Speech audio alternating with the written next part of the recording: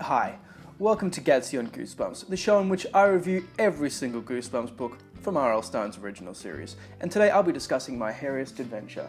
And I'm not talking about my infamous run-in with Bob Catter outside a pub in Brisbane, but rather Goosebumps number 26, My Hairiest Adventure.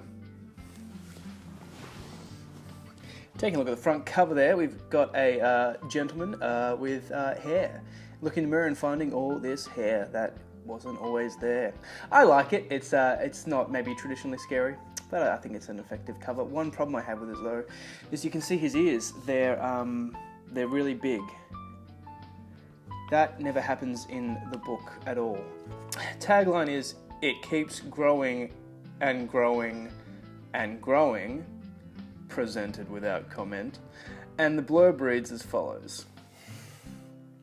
He's having a really bad hair day. The original story focused on him just having a really bad hair day, but they've upped the ante. Larry Boyd just found the coolest thing in the trash. It's an old bottle of Instatan. Rub on a dark suntan in minutes. Who would find that cool? Who would be impressed by that? That's what the label says. So Larry and his friends do, but nothing much happens until Larry notices the hair. Dark, spiky hair growing on his hands and face.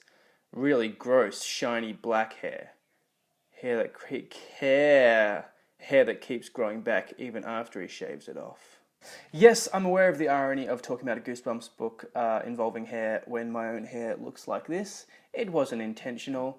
Things just happened this way. Let's not focus on it. Physical appearances do not last forever. But Goosebumps does. So in the opening few chapters, we're introduced to Larry Boyd and given a few defining features of his life and his personality. He really likes his long blonde hair. He's always being chased by dogs. He plays in a band called The Geeks with his four best friends, and he has to get shots in his arm because his sweat glands don't work properly and he overheats. So one day after band practice, Larry is going through a dumpster because he explains that he really likes going through people's trash. That's not me making that up, that's actually in the book. And he finds a bottle of Instatan and all his friends rub it on and nothing happens, they don't get a tan. And look at the label, it's expired. Well, that must be why it doesn't work. But strange things begin to happen. Larry notices that hair starts growing first on the back of his hands and he has to shave it off.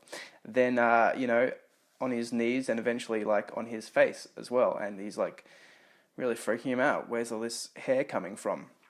And he starts to realize, oh, it must be because the Instatan was expired and now it's making me grow hair. But none of the others seem to have that problem. To compound his confusion, strange things begin to happen to his friends.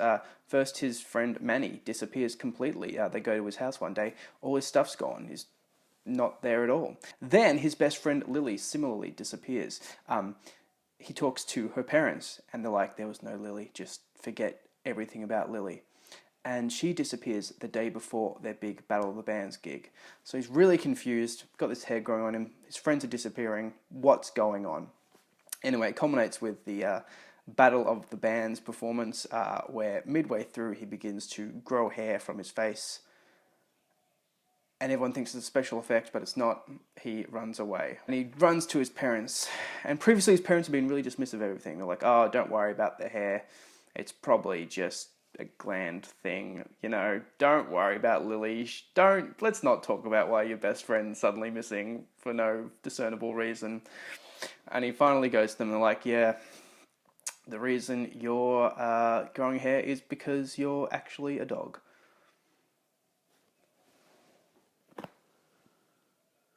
So to recap, it had nothing to do with the Instatan, which I think is quite a nice twist. We all thought it was because the Instatan was making him grow hair. Actually, Larry and his friends are all actually dogs. So when Larry gets the shots for his sweat glands, it's actually an injection to keep him staying as a human. The whole town is like a experiment to see if dogs can live as children. So that is why Larry's been chased by dogs all along, because he was a dog, and that's what happened to Lily. She was a dog as well. And the story ends with him and all his dog friends running around, happy being dogs, and then he still has a good relationship with his human parents/owners, and then he finds out that their cat has been turned into a baby. So I really appreciate the way it's set up to make you think that Instatan is the cause of all this problem. And then it comes out of absolutely nowhere. Not absolutely nowhere, but like no one would have expected that, oh, the twist is he was a dog the whole time.